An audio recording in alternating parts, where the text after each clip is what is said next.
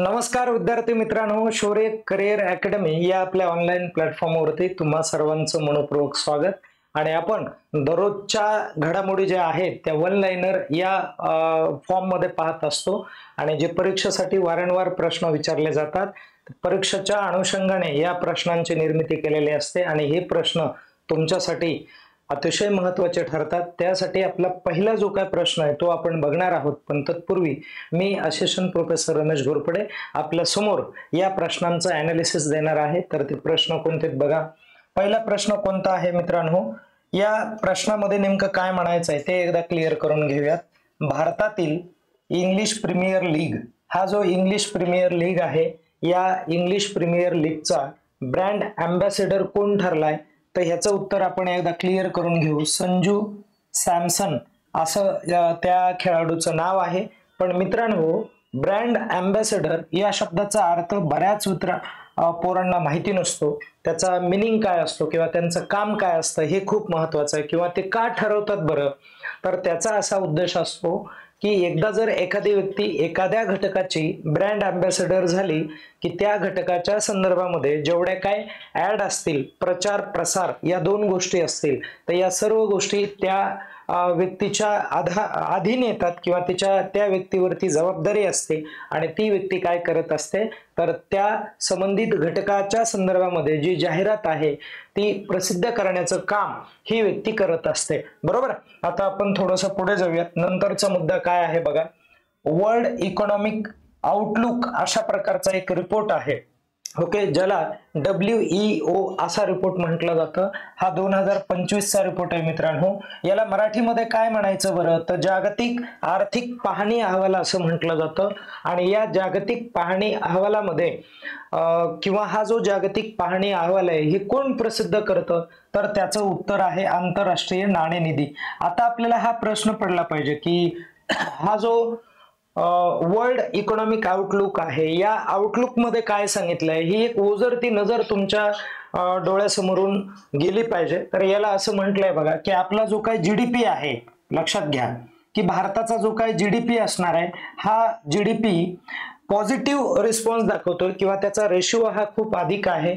आणि असं म्हटलंय यामध्ये की वर्ल्ड मॉनिटरी फंड नावाची ही संस्था आहे बघा, इंटरनॅशनल मॉनिटरी फंड, ज्याला IMF असं म्हटलं जातं, या संस्थेविषयी आपण माहिती बघणार आहोत। पण तत्पूर्वी थोडंसं ऐका की या अहवालामध्ये यावेळेस असं ठरवलंय की जरीही आपल्या राष्ट्रावरती म्हणजे इंटरनॅशनल जो काय ट्रेड टॅरिफ आहे हा अमेरिकेने लावलेला आहे, जरी टॅरिफ लावलेला असला तरी पण आपल्यावरती कुठल्याही प्रकारचा निगेटिव्ह जो काय इफेक्ट आहे तो इफेक्ट झालेला नाहीये। आपला जीडीपीचा जो काय ग्रोथ रेट आहे तो खूप वाढलेला आहे। 2026-27 ला 6.6 एवढ्या दराने तो वाढणार आहे असा एक अंदाज या रिपोर्टने वर्तवलेला आहे। तर एक महत्त्वाचा मुद्दा बघा। आता इथे मित्रांनो आपल्याला काय पाहावं लागेल, ज्याला तुम्ही इंटरनॅशनल मॉनिटरी फंड असं म्हणताय, ओके, याला आपण मराठीमध्ये आंतरराष्ट्रीय नाणेनिधी अशी संस्था म्हणतो। ही संस्था कधी उदयाला आली, काय हिचा इतिहास आहे ते एकदा क्लिअर करा बघा। एकदा काय झालं माहितीये का की 1944 ला एक परिषद भरवण्यात आली। त्या परिषदेला काय म्हटलं गेलं, तर ब्रेटन वुड्स परिषद होती ती। आणि ब्रेटन वुड्स परिषद, ज्याला इंग्लिश मध्ये ब्रेटन वुड्स कॉन्फरन्स म्हटलं जातं, ही जी परिषद आहे ही परिषद इंग्लंडलाच भरली होती। आणि जी कधी भरली होती परिषद, तर 1944 ला भरली होती। आणि या परिषदेमध्ये असं ठरवण्यात आलं की वर्ल्ड बँकेने पण सहकार्य केलं, वर्ल्ड बँकेने। आणि वर्ल्ड बँकेने काय केलं, तर असं ठरवलं की आपण काय करू, तर जो काय आर्थिक रेशिओ आहे याच्या संदर्भामध्ये रिपोर्ट जाहीर करण्यासाठी एखादी संस्था असायला पाहिजे। आर्थिक जो काय निकष आहे हा ठरवणारी संस्था असायला पाहिजे, म्हणून इंटरनॅशनल मॉनिटरी फंड या संस्थेचा जन्म झाला। त्यासाठी ही परिषद घेण्यात आलेली होती। आणि त्यानंतर हिचं जे मुख्यालय, ज्याला तुम्ही हेडक्वार्टर असं म्हणतात, हे जे मुख्यालय आहे हे वॉशिंग्टनला आहे बघा, लक्षात राहू द्या, वॉशिंग्टन DC या ठिकाणी हे काय आहे, तर मुख्यालय आहे। अमेरिकेला हे मुख्यालय आहे USA, ओके, सर्वांना कळालं. आता पुढे हे लक्षात राहू द्या, हिचे जर तुम्ही मेंबर पाहिले, ठीक आहे, टोटल मेंबर पाहिले म्हणजे सदस्य पाहिले मेंबर्स, तर ते 190 आहेत. पण एक वाढलेला आहे यावर्षी म्हणून ते 190 लिहू नका. एखाद्या पुस्तकात 190 वाचलं तर ते चुकीचं ठरेल. तिथे डायरेक्ट काय लिहायचं, 191 तुम्हाला लिहावं लागेल. ओके, आणि हिचं जो काय सरसंचालक आहेत बघा, ओके, इंटरनॅशनल मॉनिटरी फंडचे जे काय सरसंचालक आहेत त्या कोण आहेत, सरसंचालक, तर त्या आहेत क्रिस्टेलिना जॉर्जिवा अशा पद्धतीच्या त्या काय आहेत, तर सरसंचालक आहेत. त्याही लक्षात राहू द्या. या एवढ्या गोष्टी तरी मिनिमम तुम्हाला माहिती पाहिजे आहेत, कारण परीक्षेमध्ये या मुद्द्यावरती प्रश्न विचारला जातो. अशा प्रकारच्या संस्था असतील तर काय काय पाठ करून ठेवायचं बघा. संस्थेचं नाव, पूर्ण नाव, तिची स्थापना कधी झाली, ती स्थापना होण्यासाठी एखादी ट्रीटी झाली होती का, करार झाला होता का, ती एक लक्षात ठेवायचं. तिचं मुख्यालय लक्षात ठेवायचं आणि एकूण सदस्य लक्षात ठेवावे लागतात. सरसंचालक कोणते आहेत तेही लक्षात ठेवावं लागतं आणि तिचं काम काय आहे ते एक लक्षात ठेवायचं. या सगळ्या गोष्टी जर लक्षात ठेवल्या तर काही हरकत नाही आहे. आणि तसा जगामध्ये जेवढ्या महत्त्वाच्या संस्था आहेत त्यावरती आपण एक लेक्चर घेऊन येणार आहोत. पण तत्पूर्वी बघा नंतरचा प्रश्न काय आहे, ग्लोबल वर्ल्ड लाईफ फेअर नावाचा एक मेळावा आहे, ज्याला तुम्ही मराठीत काय म्हणता, जागतिक वन्यजीव मेळावा. आणि हे तुम्हाला परीक्षेला विचारलं जाणार आहे. न्यूज मध्ये खूप चांगल्या पद्धतीने माहिती आली होती की ग्लोबल वर्ल्ड लाईफ फेअर 2025 मेळाव्याचे उद्घाटन दिल्लीतील कोणत्या व्यक्तीने केले असा मी प्रश्न विचारत आहे. जिच्याकडे कुठलं पद आहे, तर मित्रांनो ज्या व्यक्तीकडे कोणतं पद आहे तर पर्यटन मंत्री आहेत. पण आता बारकाई नाही आहे का, पर्यटन मंत्री आहेत तर त्यांचं नाव काय आहे, तर कपिल मिश्रा आहे. तुम्हाला परीक्षेत हे विचारलं जाणार आहे की कपिल मिश्रा, लक्षात राहू द्या, कपिल मिश्रा अशा पद्धतीने ऑप्शन तुम्हाला परीक्षेमध्ये येणार नाहीत. तर ते विचारतील बाबा की कोणी उद्घाटन केलेलं आहे, तर ते कपिल मिश्राने केलंय. आणि कपिल मिश्रा यांच्याकडे कोणतं मंत्रीपद आहे, तर ते पर्यटन मंत्री आहेत दिल्लीचे, लक्षात राहू द्या. त्यांच्या माध्यमातून हे उद्घाटन झालेलं आहे. ओके, हा एक महत्वाचा जागतिक वन्यजीव मेळावा आहे. याचा उद्देश काय आहे, तर हे जे वन्यजीव आहेत यांचं संरक्षण व्हावं, यांचं संवर्धन व्हावं, ही जी नैसर्गिक किंवा हा जो नैसर्गिक ठेवा आहे हा जतन झाला पाहिजे.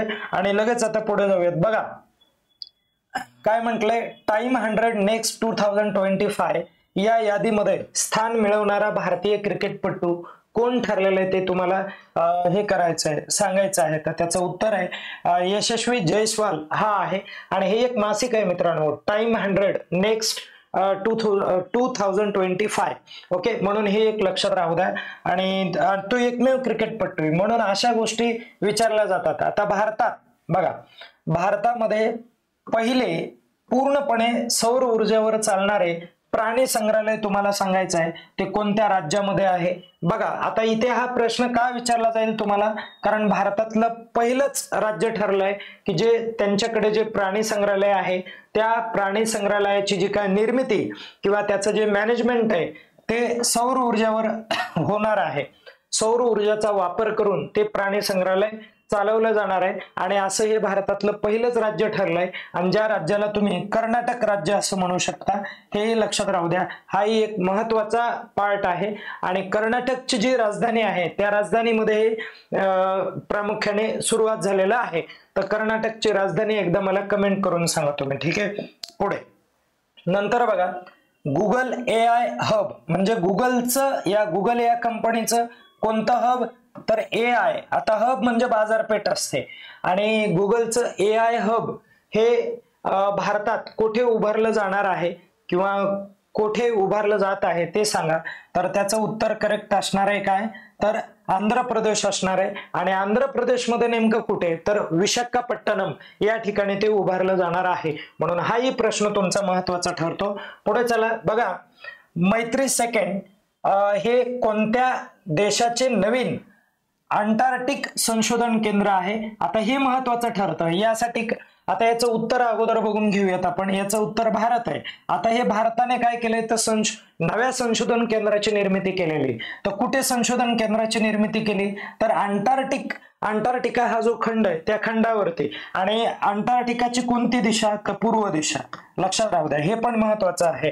तर अंटार्क्टिकाची पूर्व दिशा, पूर्व अंटार्क्टिक खंडावरती किंवा त्या भागामध्ये हे संशोधन केंद्र उभारलेलं आहे.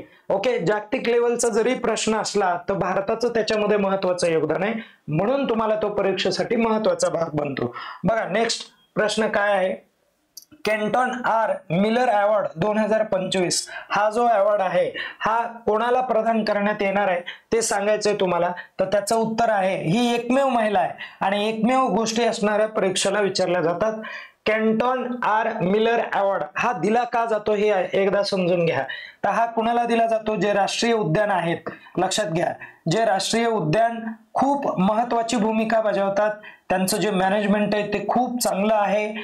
वेगवेगळ्या सुविधा त्या उद्यानाच्या माध्यमातून दिल्या जातात. पर्यटक मोठ्या प्रमाणात आकर्षित होतात. अशाच संचालकाला, अशा उद्यानाच्या संचालकाला हा अवॉर्ड दिला जातो. तर त्या कोणत्या आहेत तर डॉक्टर सोनाली घोष आहेत. या पहिल्या भारतीय अधिकारी ठरलेल्या आहेत. पण मुळात हा एक प्रश्न महत्वाचा आहे.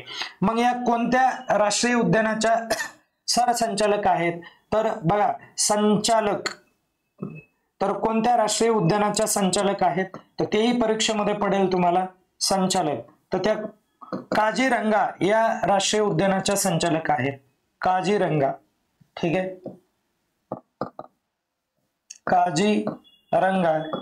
आणि काझीरंगा राष्ट्रीय उद्यान जे आहे हे कुठे आहे हे तुम्हाला विचारलं जाईल. तर हे जे आहे मित्रांनो काझीरंगा राष्ट्रीय उद्यान हे आसाम मधलं आहे. ओके, हे एक लक्षात राहू द्या, हे पण परीक्षेला विचारलं जाईल.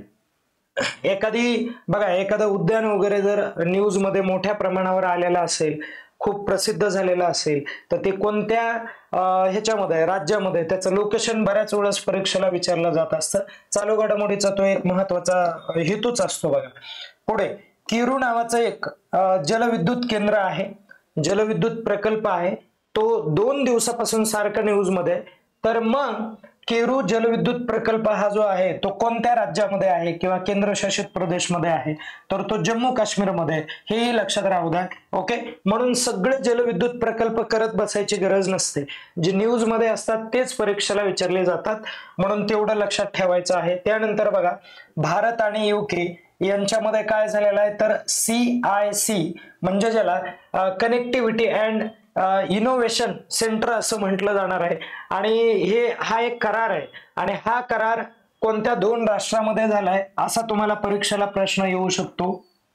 कनेक्टिव्हिटी अँड इनोव्हेशन सेंटर हा करार कोणत्या 2 राष्ट्रांमध्ये झालाय ते सांगा म्हणतील. आणि त्यानंतर त्या कराराचा उद्देश काय आहे, तो उद्देश हा आहे मित्रांनो ज्याला तुम्ही दूरसंचार, ओके, दूरसंचार अँड डिजिटल नवप्रवर्तन असं म्हणता.